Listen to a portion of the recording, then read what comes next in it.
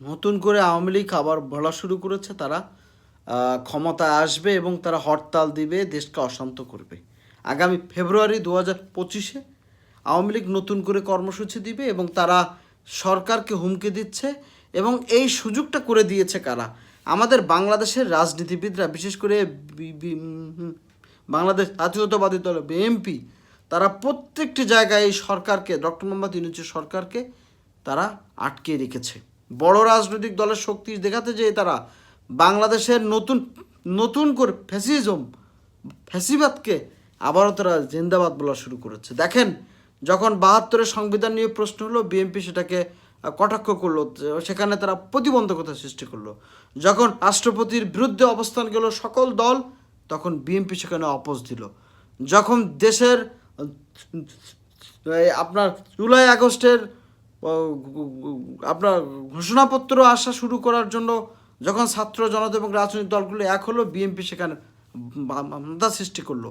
আজকে বিএনপির এই বাধা সৃষ্টির কারণেই আওয়ামী লীগ এই কথা বলতে বাধ্য হচ্ছে বা এই কথা বলার সাহস পায় যে তারা হরতাল দেবে, তারা বাংলাদেশকে অশান্ত করবে, ডক্টর মোহাম্মদ ইউনূসের সরকারকে তারা সরকার পতনের আন্দোলন ডাক দিবে।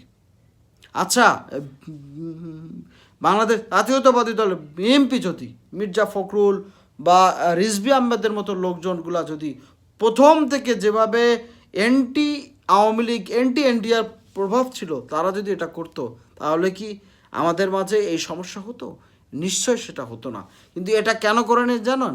করে নাই কারণ তারা আওয়ামী লীগকে মূলত ক্ষমতায় আনতে আবারও চায়। বিএনপি আওয়ামী লীগকে বিরোধী দলে দেখতে চায়, যার ফলশ্রুতিতে তারা জামাত, ইসলামী আন্দোলন, অন্যান্য রাজনৈতিক দলগুলো, ছাত্রদের নাগরিক অধিকার বা নাগরিক কমিটি যেটাই ছাত্ররা যে রাজনীতি করতে চাচ্ছে, সে জায়গায় তারা প্রতিবন্ধকতা সৃষ্টি করছে।